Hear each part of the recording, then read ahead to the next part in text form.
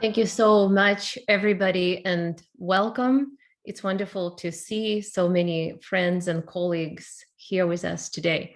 Good morning for some of us, good afternoon, good evening for many others. So I'm very glad that you were able to join us. I would like to start my talk by acknowledging all the suffering and death caused by the coronavirus pandemic, which is continuing to rage across the world. In India and in other countries, the second wave is now rapidly sliding into a devastating crisis, with hospitals unbearably full and oxygen supplies running low.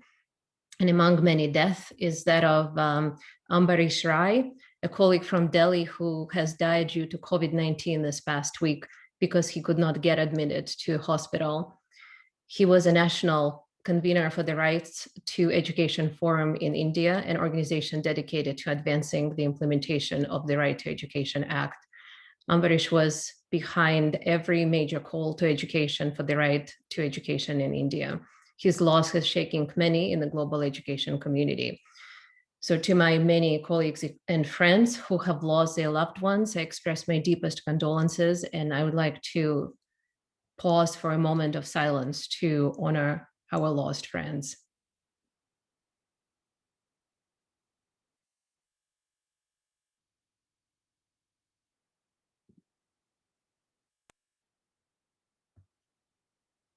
Thank you.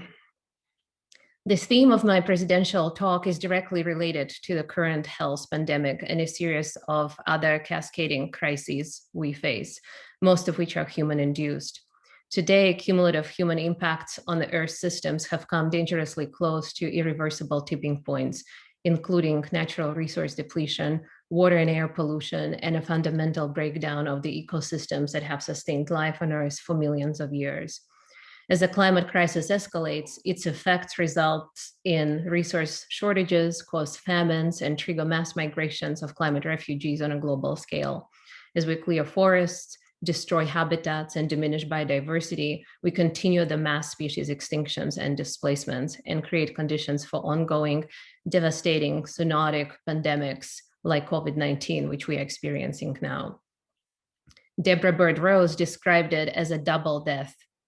That is the amplification of death, that the balance, so that the balance between life and death is overrun. The death starts piling up the corpses in the land of the living. In short, we are entering into the death worlds, places where entire generations of living things and connectivities are being destroyed. World scientists have issued multiple warnings declaring clearly and explicitly that planet Earth is facing a climate emergency. They have repeatedly warned that sustaining life on Earth, our only home, requires immediate mobilization for bold and drastic action.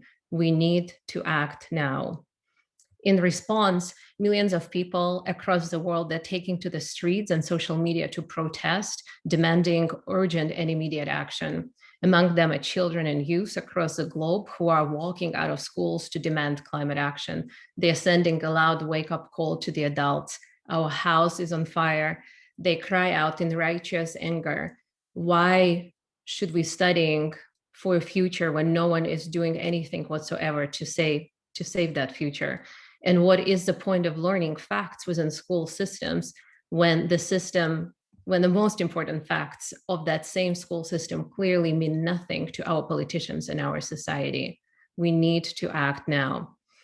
We see here the reflection of glaring intergenerational injustice. The current adult generation has the power to determine the future of today's children and youth, as well as the futures of those yet not born. However, the adults in power are not doing enough.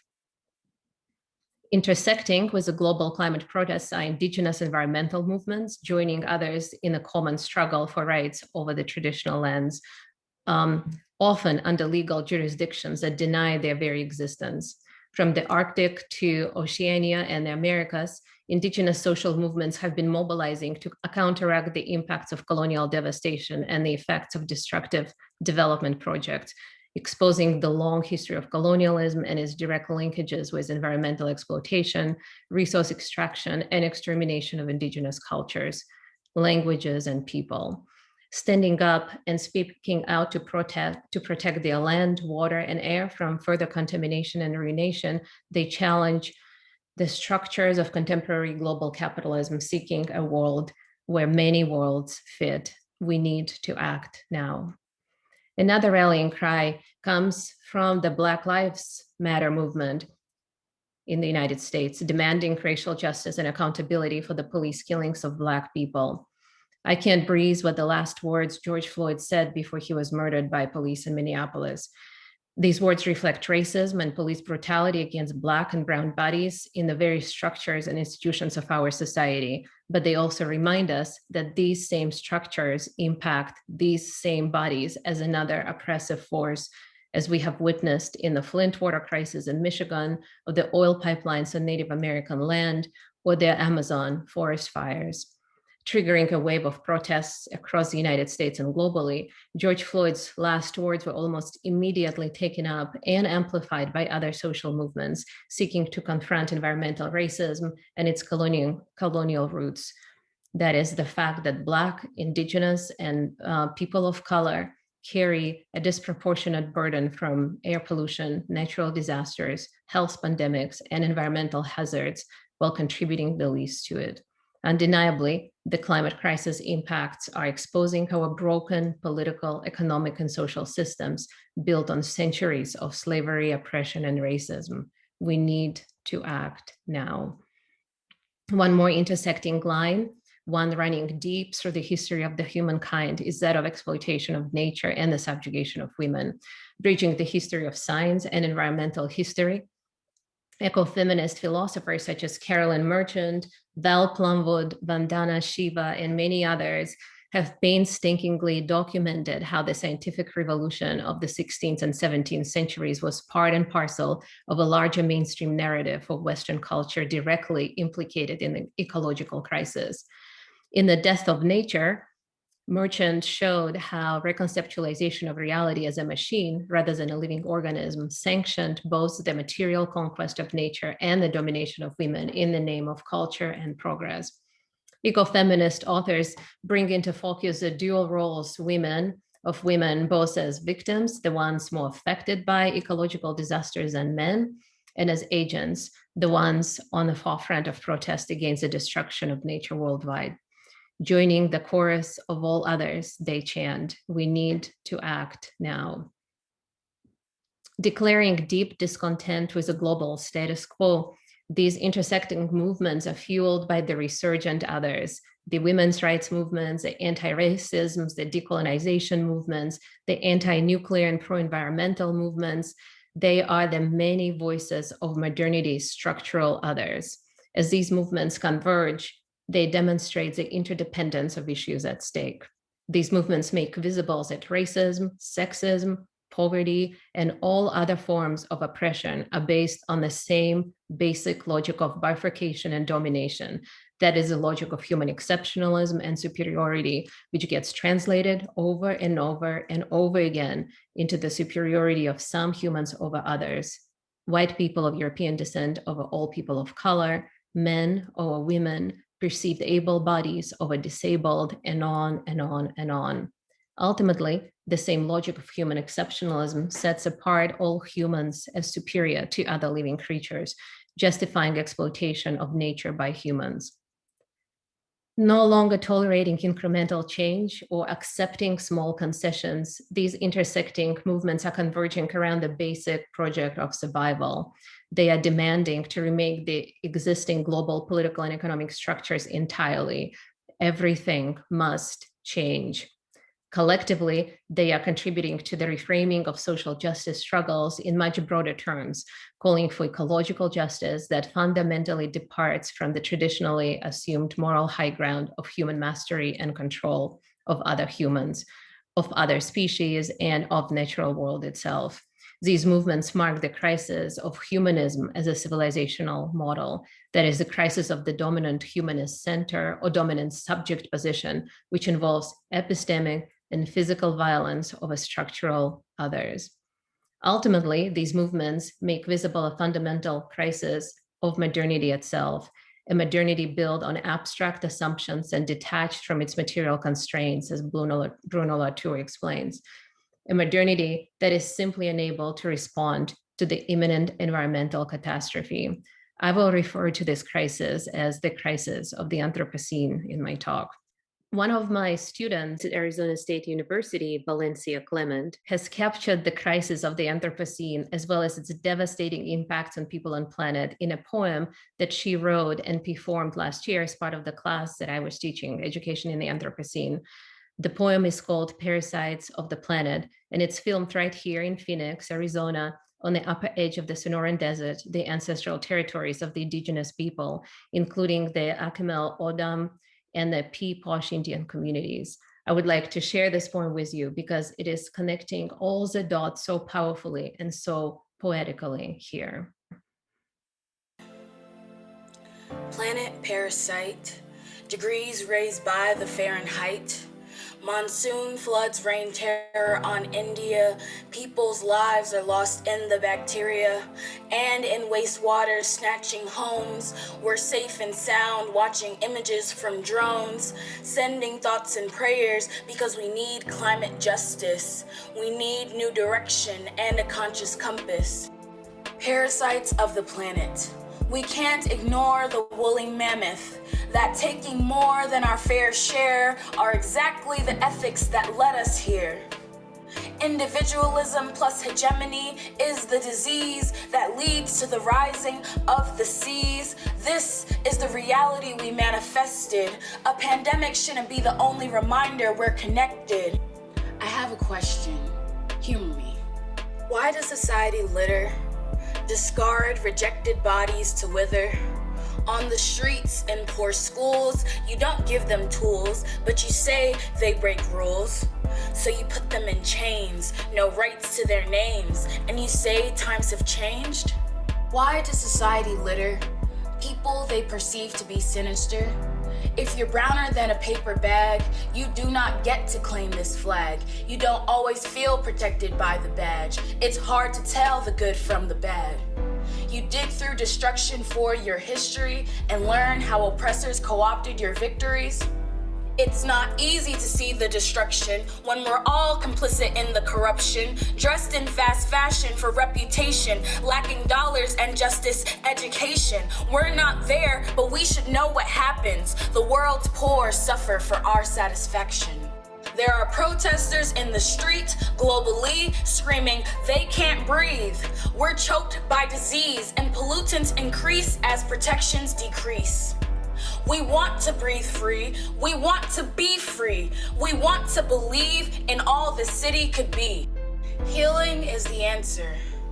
Redistribute the power. The heart of the healing is in the community you empower. Can we work together to co-create symbiosis? Can we transform a situation that already seems hopeless?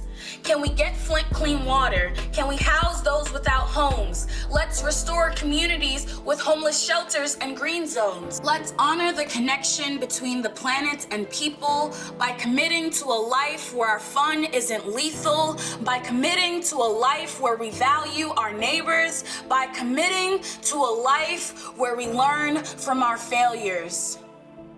Parasites of the planet. The Parasites of the Planet places the idea of human exceptionalism and neoliberal individualism directly at the heart of the multiple crises we currently face. Individualism plus hegemony is a disease that leads to the rising of disease.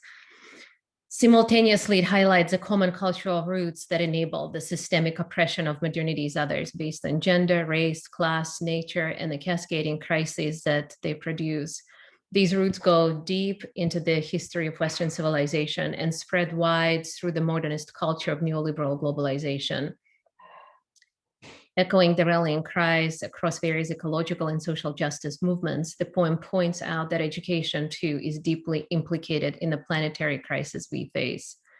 Being parasites of the planet is a learned behavior and a learned way of being, which we acquire through formal schooling, or to be more precise, through a Western modernist type of schooling.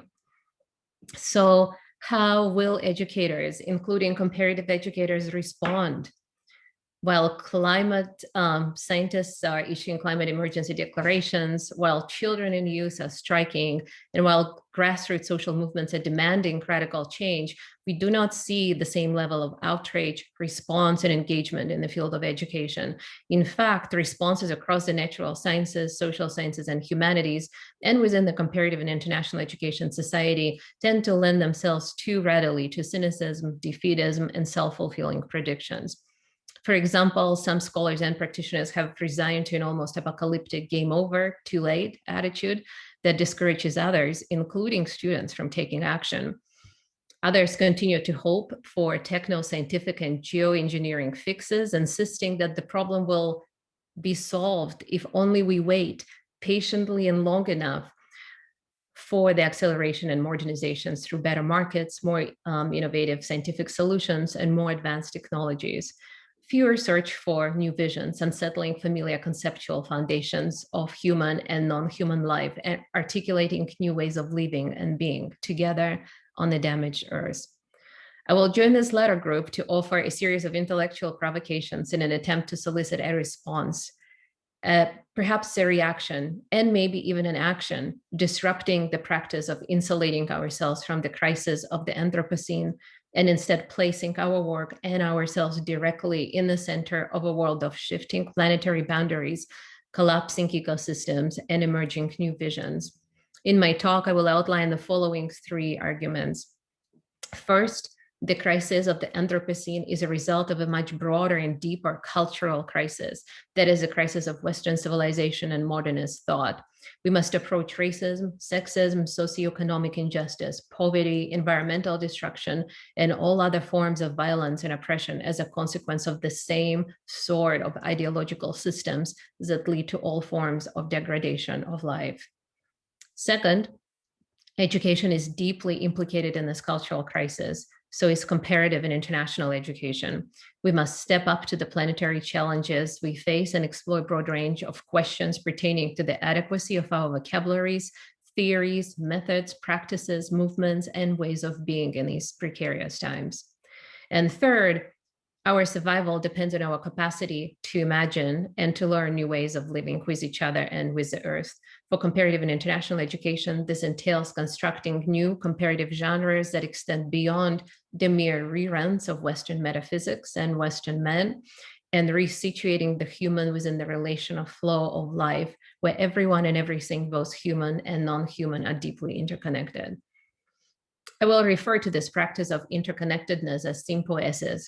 As Donna Haraway explains, Sympoiesis is a simple word. It means making with.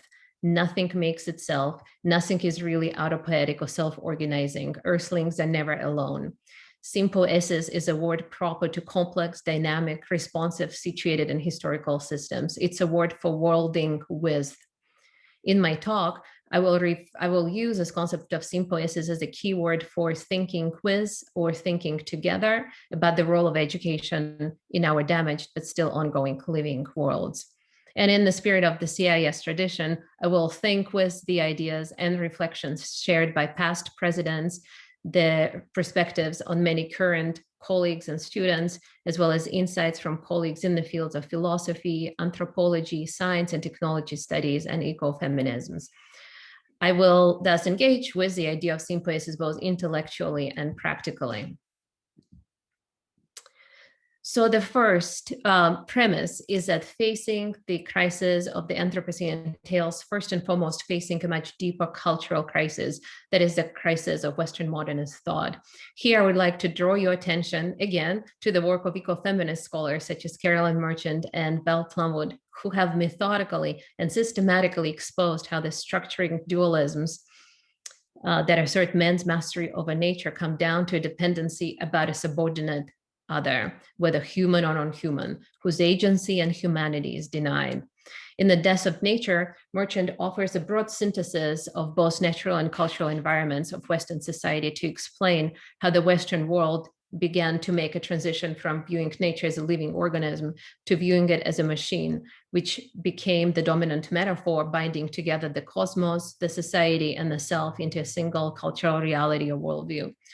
Her monumental work focuses on the major transformations in science and societies that occurred during the 16th and 17th centuries, from Copernicus to Newton, from Renaissance natural magic to the mechanical worldview, and from the breakup of feudalism to the rise of mercantile capitalism and the nation states. By carefully rereading the works of such founding fathers as modern sciences, René Descartes, Francis Bacon, Thomas Hobbes, and others, Merchant reveals how the death of nature as a living being accelerated the domination and exploitation of both human and natural resources in the name of progress. By making visible the connections between changing constructions of nature and social change, Carolyn Merchant links the historical domination of nature to the historical oppression of women.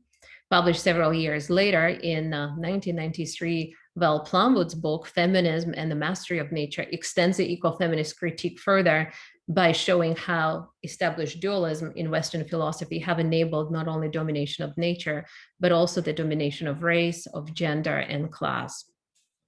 But more importantly, ecofeminist writers convincingly argue that scientific revolution proceeded to further mechanize and rationalize the nature as a machine worldview, while removing the organic and animistic views of nature altogether, and thus reducing nature to its exploitable value to benefit humans in the name of infinite growth and development.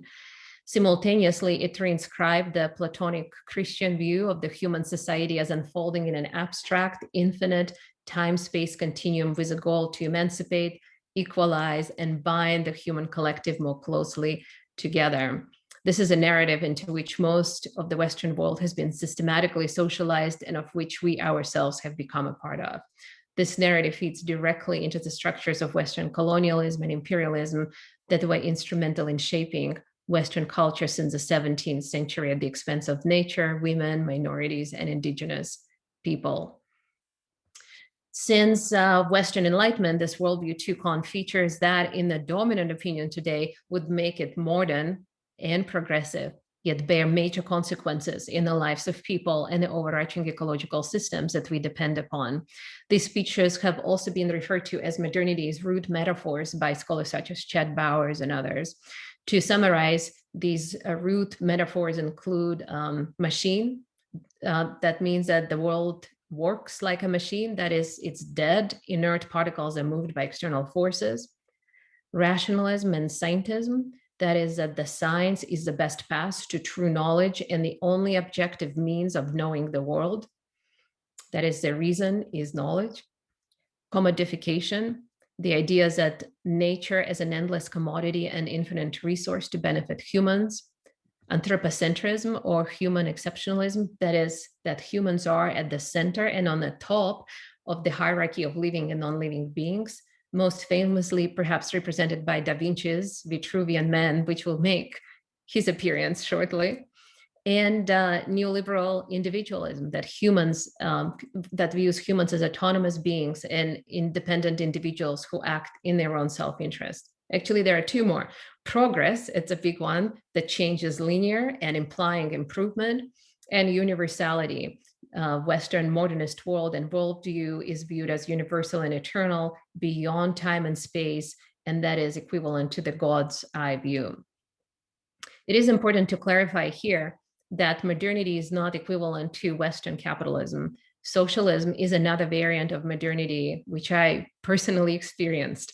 And both types of modernity have their dark side, that of coloniality. In fact, from the perspective of decolonial literature, and here I especially draw on the work of Medina Tlostanova, Walter Mignolo, Arturo Escobar, and others, the 20th century communist socialist project was, albeit from the left, yet another global imperial colonial design, which under the Soviet Empire attempted to export to the rest of the world its universal abstract of communism as a solution to global problems. Using similar locking dualism like civilized and primitive, culture and nature, good and evil, and identical root metaphors like progress, reason, and rationality, both capitalist and socialist modernity projects reinscribed colonial domination and difference globally. In relation to the conquest of nature, Val Plumwood reminds us that the same hero of reason appears in different variants of modernity.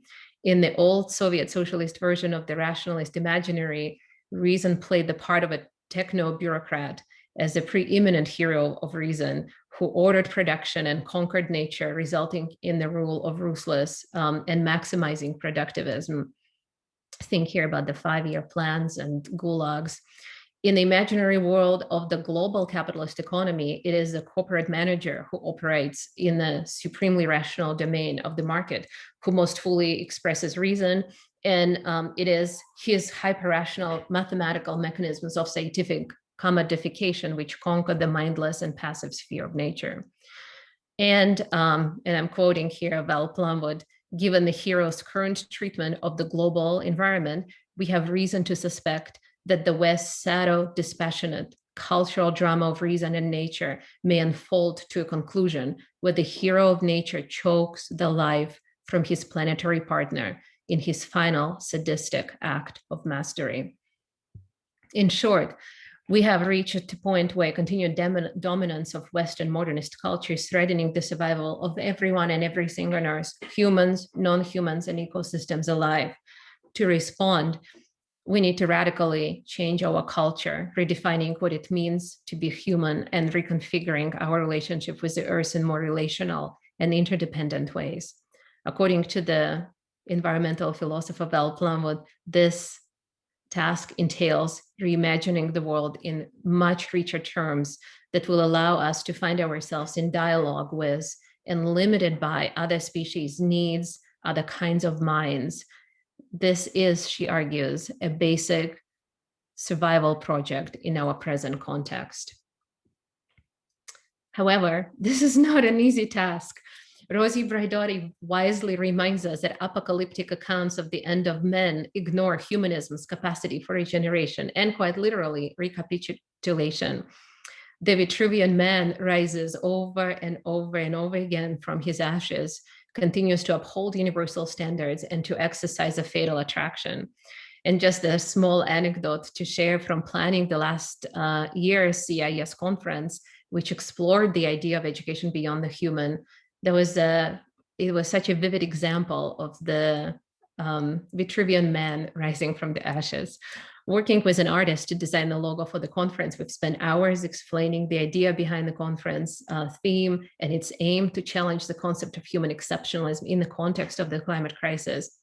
We've shared the conference call, we've discussed many ideas and images, yet the first iteration of the logo was nothing else but a Vitruvian man. Indeed, half of his body was portrayed as a machine or robot or artificial intelligence, gesturing towards the idea of a cyborg.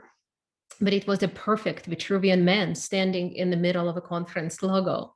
A spiral inserted in the middle of the logo was supposed to represent the connection to the human to the broader natural world. But this world was still centered on the human. So after lengthy conversations, including the discussions of sexualized, racialized, naturalized others who become reduced to less than human status of disposable bodies through such a central positioning of Vitruvian man, we received a second version of the conference logo. While the Vitruvian man was still there in the center, he was now visibly male, and he appeared in a neon pink color, perhaps gesturing towards gender rebalancing. The spiral lost its details and connection to the earth, and as Rosie Braidotti warned, the Vitruvian man kept returning over and over again. So after many discussions, we suggested the idea of incorporating the human into the spiral itself, along with other species and nature's elements, resulting in the logo we used for the CIES 2020 conference. So this was a symbolic way to signal that humans too are part of a much broader ecological community and directly affected by the unraveling ecological catastrophe. But this leads me to the second point. Education is deeply implicated in the crisis of the Anthropocene. The fact that the Vitruvian man rises over and over again from his ashes, even in the planning of the conference that explicitly aimed to challenge the concept of human exceptionalism and neoliberal individualism, is a reminder of how deeply ingrained these ideas are in the very philosophical foundations of the education field. For centuries, Education institutions have perpetuated the logic of human exceptionalism through curriculum and pedagogies such as student-centered learning, while justifying the hierarchical idea of man over nature relationship. Its Cartesian logic divides culture and nature, mind and body, self and other, in deliberate and systematic ways, positioning teachers and students as the agentic all-knowing subjects and the world out there as the inert matter to be studied, to be managed, and to be acted upon at will. Curriculum and pedagogy endow humans with agency, reason, and rationality while simultaneously reduce nature, commonly portrayed as mute and blind, yet always knowable, to its exploitable value to benefit humans. Even when teaching about environmental stewardship, we insist on thinking of ourselves as caretakers, protectors, or saviors in order to better manage nature as a resource in pursuit of economic growth and progress. In short, education in its current form is a central part of the environmental problem. As David Orrs noted decades ago, more of the same kind of education will only compound our problems. Comparative education has been deeply implicated not only in reinforcing this cultural logic, but also in reproducing it on a global scale. Born within the confines of the modernity project, the field of comparative education has become an integral part of the modernity project in the West, institutionalizing the ideas of enlightenment, rationality, progress through comparative research and international development projects. Following the ascendant scientism of the social sciences, comparative education research made its own scientific turn in the 1960s, conceiving of scientific comparative education as dealing with objective, measurable, and concrete levels of reality, which in principle, at least, existed independent of the observer. And here is a famous Humpty Dumpty slide that appears so often in presidential addresses.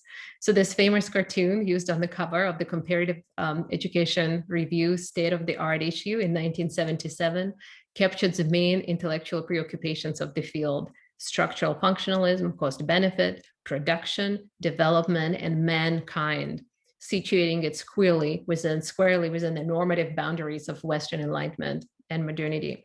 More than 50 years later, we find Humpty Dumpty still stubbornly sitting on the crumbling wall of Western modernist scientific comparative education paradigm, now reinvented in a variety of more sophisticated epistemological and methodological forms that range from world culture theory to large-scale international assessments to cognitive neuroscience and more, insisting on comparative education's journey along the modernist path. From comparative education league tables and global ranking exercises to education transfer of best policies and practices, much comparative education research has served to justify the Western Enlightenment notions of progress and development while displacing sometimes purposefully erasing alternative worlds and worldviews, generating epistemological rationalities rooted in a locking dualism of Western modernist thinking. Comparative education research has inadvertently contributed to the production of education knowledge that not only attempts to explain the phenomena, but also constructs norms embedded in education's theories, policies, and practices. These norms and conceptual categories become distinctly visible in narratives about global education reforms that shape and fashion what is possible, while making alternatives basically impossible. As Sonia Mehta observed in some of her writing, there is the erasure of voices as stories struggle to become part of the dominating discourse, and a loss when translated versions of those stories become part of the visible discourse. It is as if the comparison itself has become the epistemological gatekeeper, endlessly sorting stories into small, big, global, and local, objective, and subjective. In addition to reinforcing the hierarchies of knowledge and being, often in the pursuit of the neocolonial aims, comparative and international education research has contributed to perpetuating the hierarchical man over nature relationship in pursuit of infinite economic growth over environmental sustainability. In particular, comparative education research has been explicitly used to promote the idea of economic growth and development through large-scale student achievement testing projects run by OECD, PISA, and some international development assistance programs. As my colleagues Jeremy Rapley and Hikaru Komatsu explain, these projects gain their primary legitimacy from the purported link between the overall levels of cognition and national economic growth. While the validity of such sweeping claims has been recently critiqued, the point is that such comparative research explicitly seeks to accelerate the current growth trajectory and therefore steadily continues the commitment to the normative horizon of Western Enlightenment. However, there is a fatal flaw in the very intellectual logic of this scholarly pursuit. The journey appears to continue without end precisely because the limit is an ideal. That is, a horizon is a world of total freedom, perfect equality, and everlasting solidarity. The vision is exquisitely beautiful, but the lacuna is that the resources needed to reach that horizon, long imagined as infinite, are in fact finite. Judging by our own Western standards of progress, we are not doing very well in terms of understanding the role of education in the Anthropocene. Consider just a few examples. Despite more than 6 years of development efforts to eradicate global poverty and inequalities through increasing education access and attainment, poverty is persisting, inequality is widening, and environmental degradation is accelerating. The world is the most educated it has ever been in the history of the humankind, and yet we find ourselves the nearest to the environmental breakdown. The more scientifically literate we become, the more we lose our basic earth literacy. As David Abram, an American cultural ecologist and philosopher, argues, stones, as we become illiterate, stones fall silent, trees become mute, and other animals dumb. And the ancient stories lose their dreaming power, at least from the human-centered perspective. Worse yet, I would add, as human literacy rates accelerate, forests disappear, species go extinct, and Earth's ecosystems collapse. As we face the crisis of the Anthropocene, it becomes unmistakably clear that Western modernist theories, methods, practices, and ways of being are now destabilizing the very foundation of our field and undermining the survival of humans and other species. Established theoretical frameworks seem to lose their explanatory power when faced with increasing complexity, uncertainty, and unpredictability of the finite world. Rigorously validated scientific findings appear to be misleading once put into the perspective of the longer horizon. Comparative education's cherished generalities, including the education leitmotifs of best practices, models of progress and justice, or personal growth and development, turn out to be our collective illusions. The truth, as we have known it since the conception of the field, is rapidly wearing off, and yet we continue to insist on professing the Enlightenment values that education and education research supposedly still embody: faith in progress, rationality, access to truth, and the agency of the center itself. We seem to be unable to reorient ourselves ontologically and epistemologically to see and move beyond the horizon of the Western Enlightenment.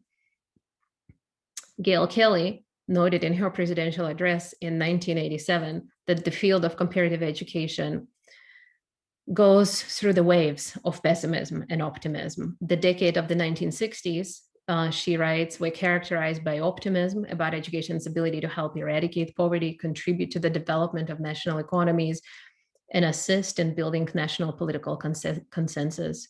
In the 1980s, when she was delivering her presidential address, that optimism had faded. Many people began to question education's ability to contribute to change. In some cases, scholars have argued that education has aggravated pre-existing problems rather than contributed to a solution. And I was quoting from Gail Kelly here. Today, as we enter deeper into the Anthropocene, we become increasingly aware that education, including comparative education, continues to aggravate the problems of sustainability and ecological injustice. Unless we radically redefine the role of education and rearticulate dominant culture beyond the familiar Western paradigm, the wave of pessimism will only continue to rise.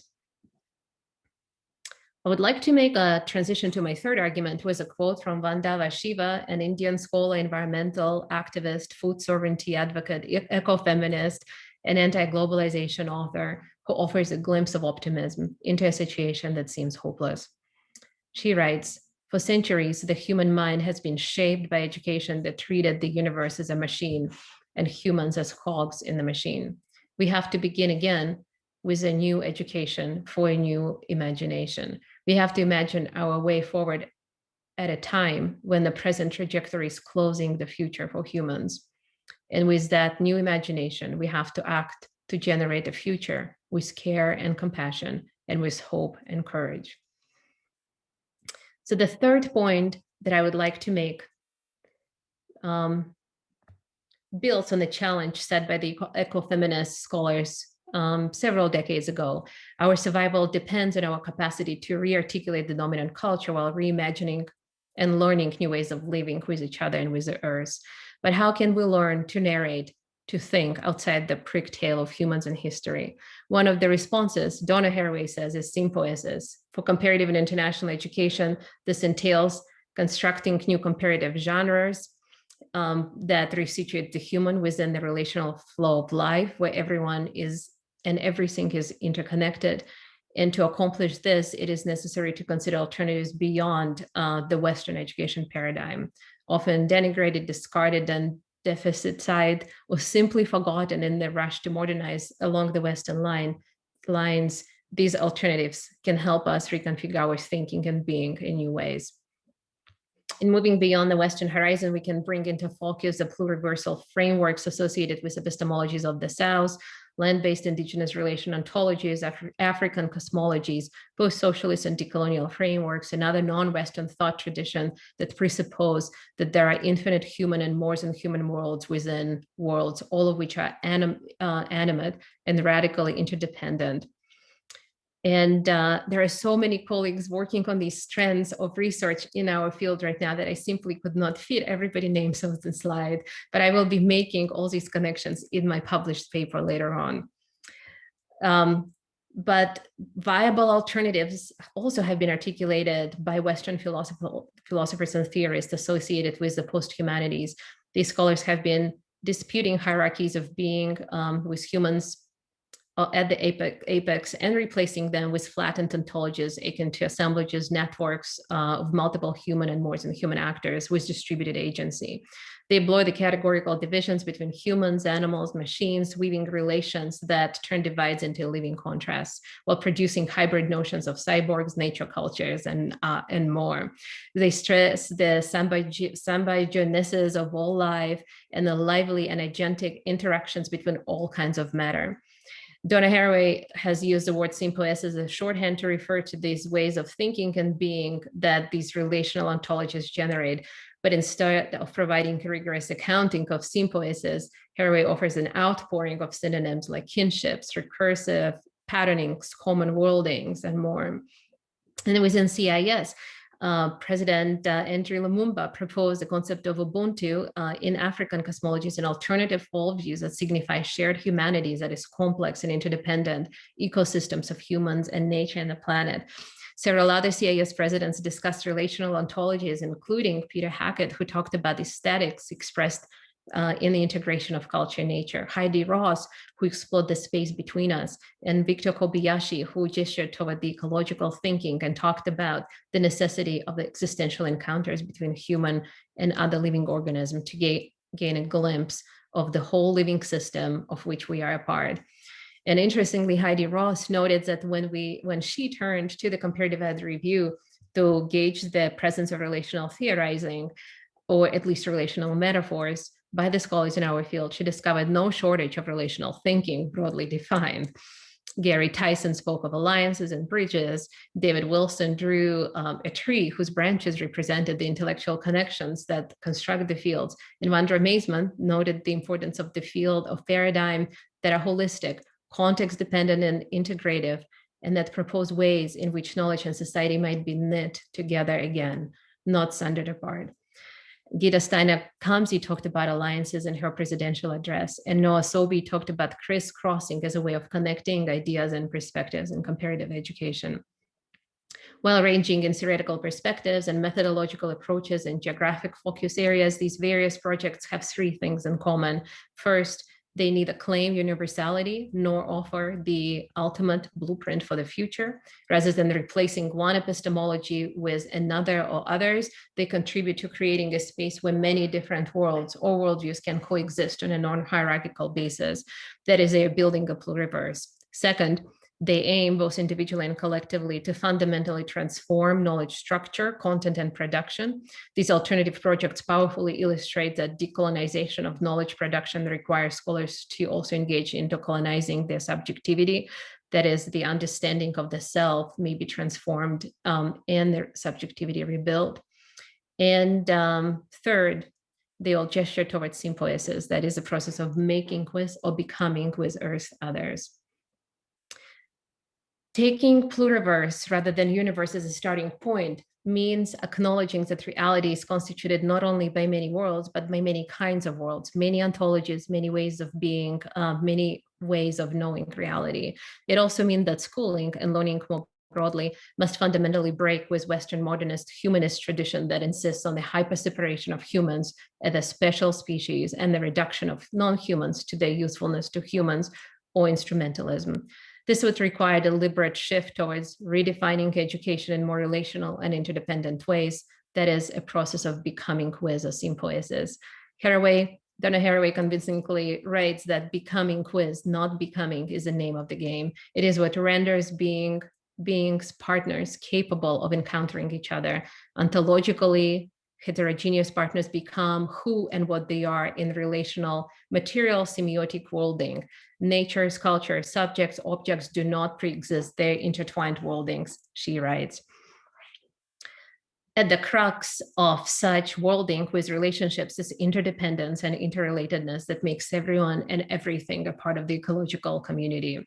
Education would thus be a space to learn how to attune to and become a part of the pluriverse in the making, where everyone and everything contributes to the process of making the pluriverse. So located at the intersection of the different worlds, connecting rather than differentiating, ranking, and hierarchies, and making hierarchies within the world, education and comparative education specifically could be a place to learn how to encounter and engage with different worlds and worldviews. It can serve as a connective tissue that brings different worlds into co-presence with each other, connecting everything and everyone into the relatedness of the whole, a relatedness of the universe.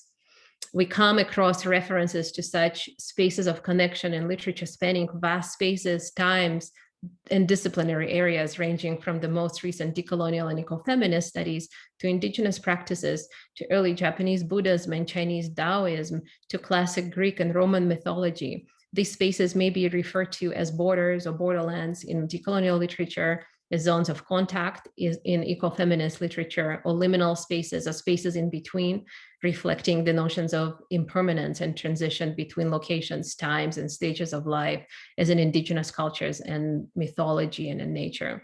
In comparative education, Heidi Ross referred to these spaces simply as a space between us. The common thread here is the capacity to notice and ultimately encounter and engage with other worlds and worldviews, not to deny their existence. And as Isabel Stengers usefully reminds us, learning itself requires encountering, and in turn, encountering implies learning through comparison. From this perspective, comparative education is uniquely positioned to facilitate learning in the pluriverse. Isabel Stengers argues, however, that comparison as a method of learning entails one general rule: encounters may occur full force and with no foul play, that is, without weakening one and ensuring the position of the other. This means that comparison is only legitimate and meaningful if those engaged in a comparison in the mutual learning have the opportunity to present their own version of what the comparison is about, while avoiding the imposition of irrelevant criteria and categories on others. Therefore, comparison must never be unilateral or based on othering.